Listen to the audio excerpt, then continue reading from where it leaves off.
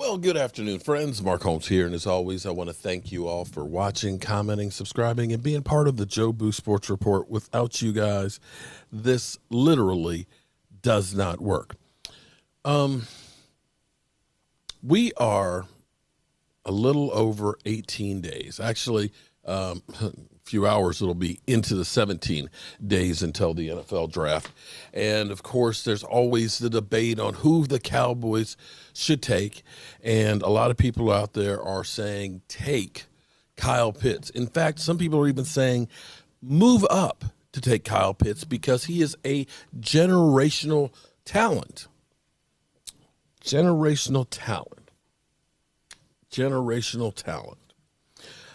I want to go and let's get the definition of generational talent, because a lot of times we end up assuming things that may or may not come to true.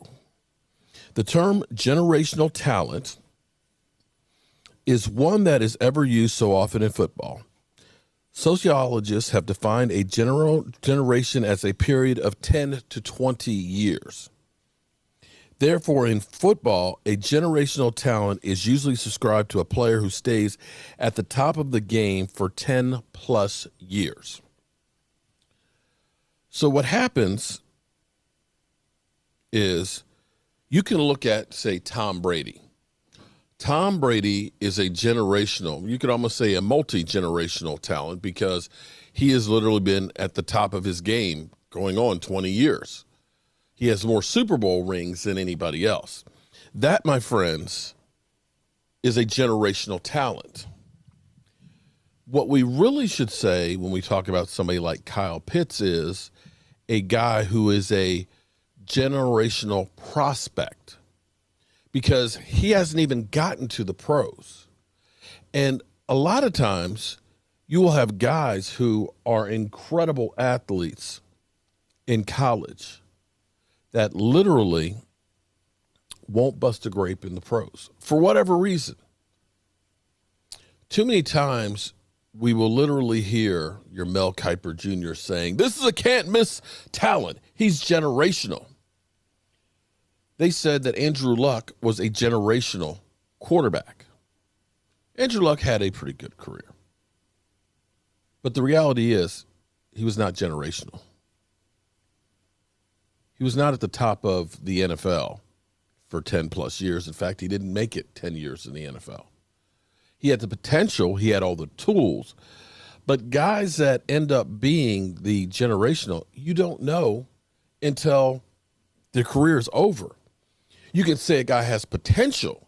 You can say what he's done in college are all things that will say maybe he'll be great in the pros. But I can think of guys like Brian Bosworth, who they looked at and they said, oh, my God, he's going to be the best linebacker in the history of football. You know, he had his own haircut and style and the Boz earrings and had commercials with kids with the Boz haircuts and everything else. And then you saw Bo Jackson run his ass over like a freight train. His career was kind of like his movie career. Nothing special. Short-lived. Left you wanting. You can think about Ryan Leaf, who they thought had the bigger upside than Peyton Manning, who was a bust. Or I'll even put out there this one. Trent Richardson. Here's what Trent Richardson was in college. Trent Richardson, they literally said, is going to be the next Jim Brown. Trent Richardson was an absolute positive beast at Alabama. Listen to these numbers. His rookie year in 2009, 751 yards, 5.2 yards per carry, 8 TDs. That's his first year. That was his freshman year. As a sophomore, he ended up having, in 11 games, 700 yards, 6.3 yards per carry, 6 touchdowns. Okay, all right, that's not outstanding. I mean, that's really good. You're averaging 6.3 yards a carry. You're doing something. But here's the monster year. His junior year, 1,679 yards, 21 touchdowns, 5.9 yards an average. Everybody went gaga over him. Oh, my God. This guy is literally the next Jim Brown. Let's look at what he did. This generational talent, as they said. If I can get my cursor's not trying to move for me. There we go. As a pro, drafted number 2 by the Cleveland Browns, he averaged, check this out, his best season, 3.6 yards. 3.6 yards. Wow. Wow. His best season was his rookie year, 950 yards on 267 carries. Second year, averaged 3 yards a carry, 188 yards. He got traded. Why Indianapolis traded a number 1 for him? They believed that he was the real deal. They gave up a number 1, 458 yards on 2.9 yard average. His last year in the NFL, 519 yards, 3.3 yards a carry. This was a guy who was thought to be a generational talent, a can't-miss players. The Cleveland Browns have their new Jim Brown, and here's what we have. Now, I'm not saying that this is going to be Kyle Pitts, but this is an interesting story by the New York Post a few years back.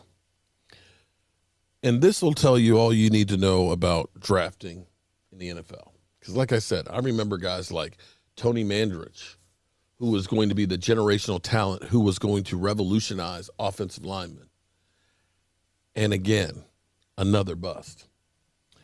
You can have the first or second overall pick in the NFL draft, and you can envision him standing next to a bust in Canton, yet trying to explain why he's a Hall of Fame bust.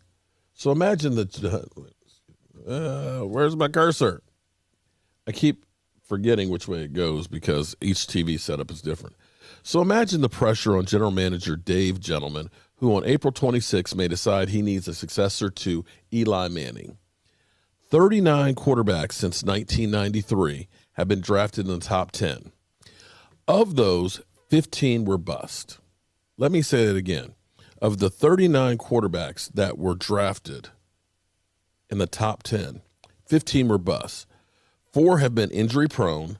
6 have gotten to the Super Bowl. 4 others have thrown for at least 200 touchdown passes. 1, Michael Vick rushed for 6,000. 2, Eli Manning and Peyton Manning have won the Super Bowl twice each.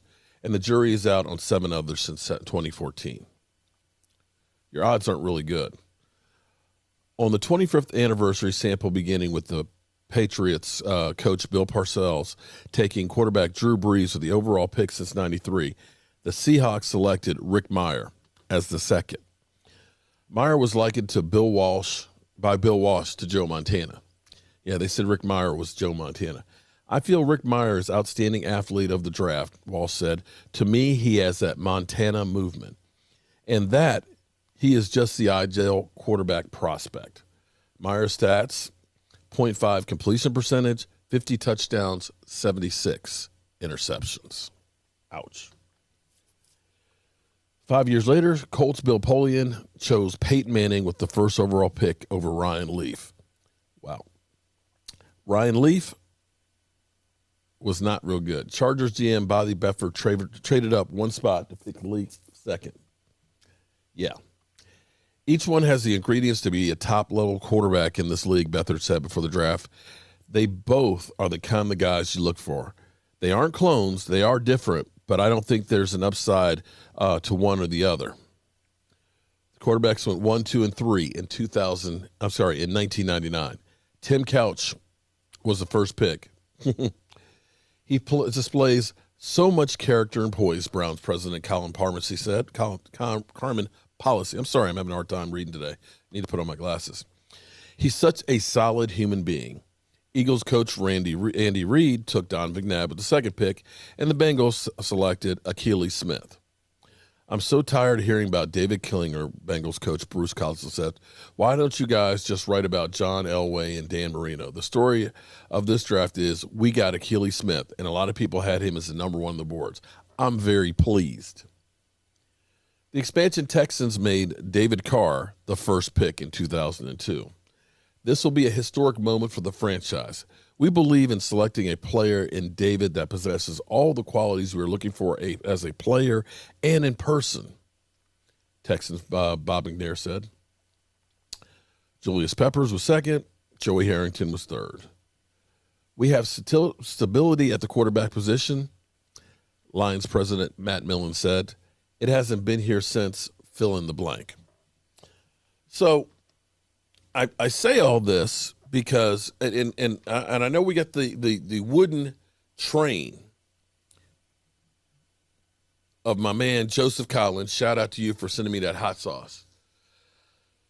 But it was just a little over a year ago, you were on the tank for Tua train. Everybody was, oh man, you know what? Just call this season a wash. Tank for Tua. Because that guy will be a generational quarterback who will change the franchise.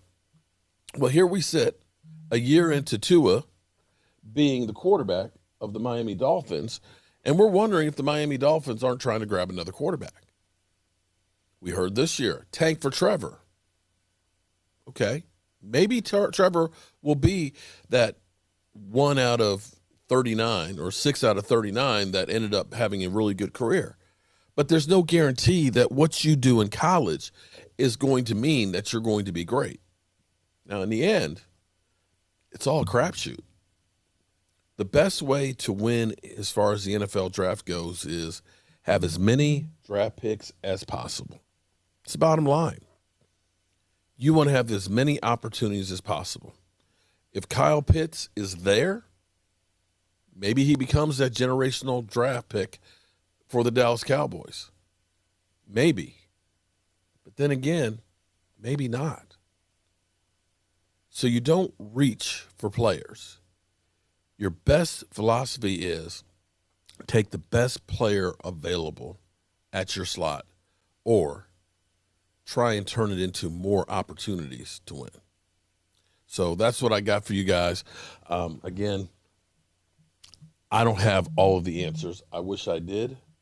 I wish I could tell you 100% what's going to be the guy and what's going to be the pick.